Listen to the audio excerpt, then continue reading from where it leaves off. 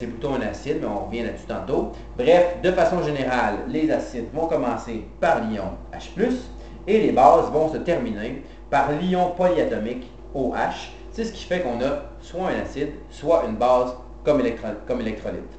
Dans la situation où on n'a ni l'hydrogène, ni l'ion OH-, bien là, à ce moment-là, si on a un métal et un non-métal associés ensemble, on est en présence d'un sel qui, lui, va être neutre.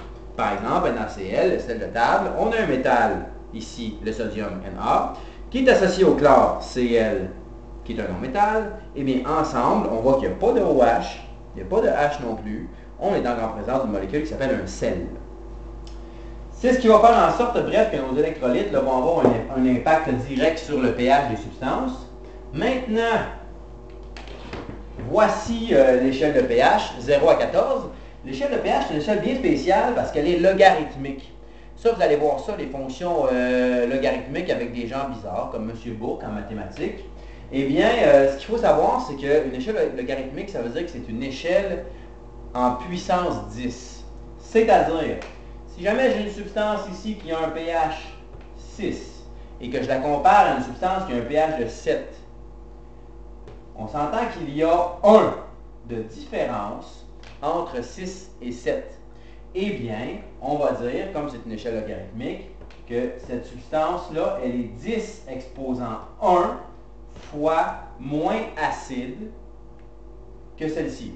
Ou on va dire à l'inverse aussi, que celle qui a un pH de 6, elle est 10 exposant 1 fois plus acide qu'une substance qui a un pH de 7. Même principe, hein, si on poursuit dans le même ordre d'idées, on voit un pH de 5.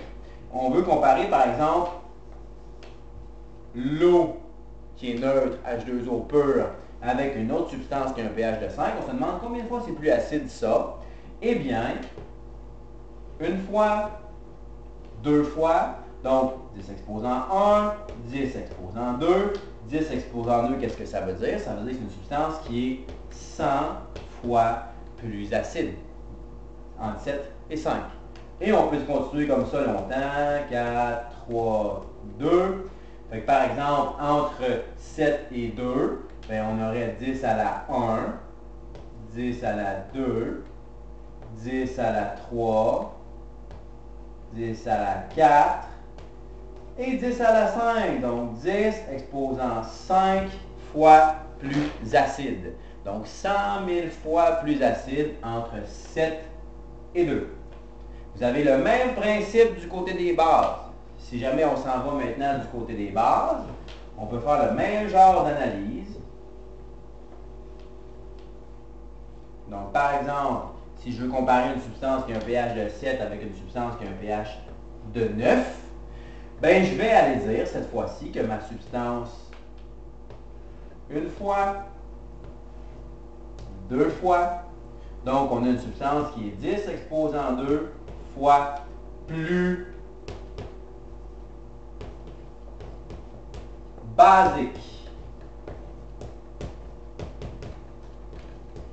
Donc 10 exposant 2, évidemment, ça fait 100 fois plus basique, entre 7 et 9.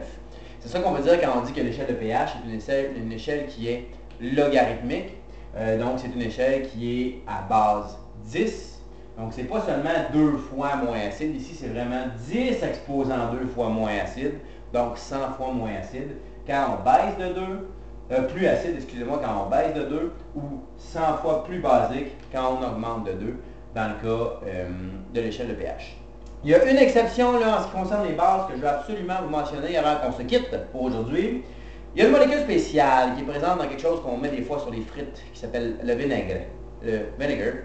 Alors cette molécule-là, c'est l'acide acétique, c'est un acide évidemment. Ça s'écrirait normalement là, HCH3COO. Mais à cause de la disposition de la molécule, souvent, on va écrire l'acide acétique, on dirait un acide, hein, parce que ça commence par H. Et bien souvent, on va la retrouver écrite de la manière suivante, CH3COOH.